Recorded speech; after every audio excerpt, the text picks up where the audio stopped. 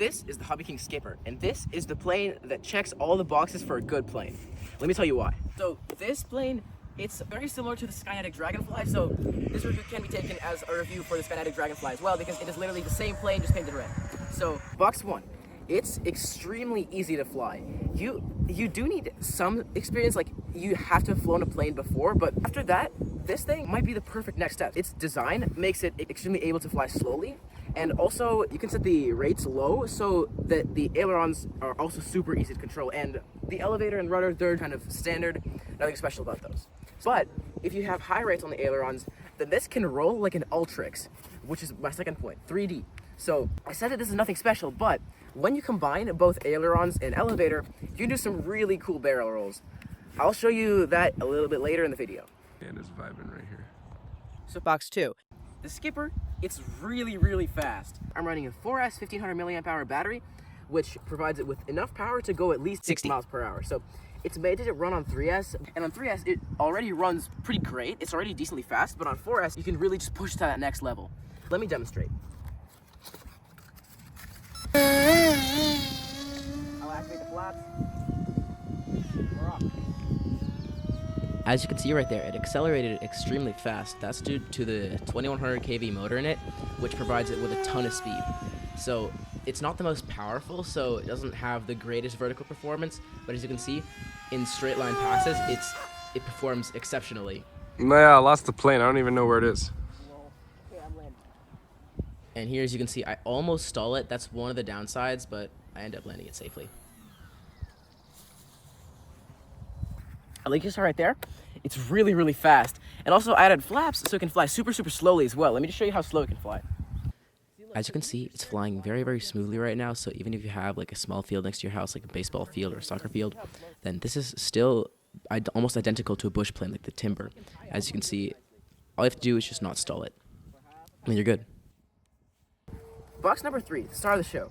So you see its interesting design? That is because this is a flying boat. So this can actually take off of basically any surface. So those being concrete, grass, water, snow, ice, and even sand. So the concrete is kind of with an asterisk. So if you put duct tape on here, that kind of protects the float and allows you to take off from concrete, which is great in rainy conditions. Like if it's rainy, you don't have any other planes that would work. Just take this thing out and go for flight. Although I don't recommend doing that because your controller could break. But if your controller is waterproof, then this thing's perfect for the rain. Box 4, 3D. So since this plane is super light, it can do a bunch of crazy stunts. So like rolling, corkscrews, all that stuff.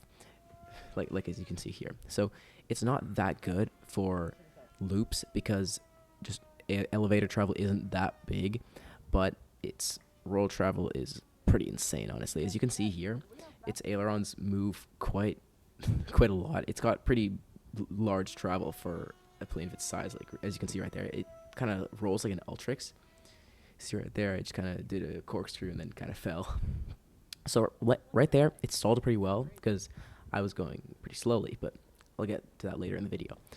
So yeah, there's its aerobatic capability, and moving on to the next part.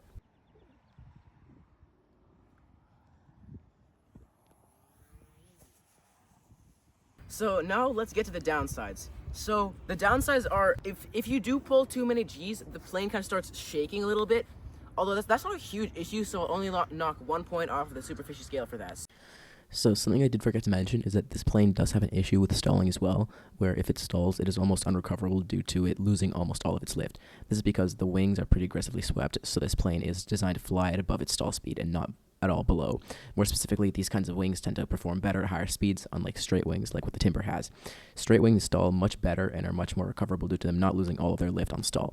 And most of the time, all you have to do is just bring it back up to its cruising speed.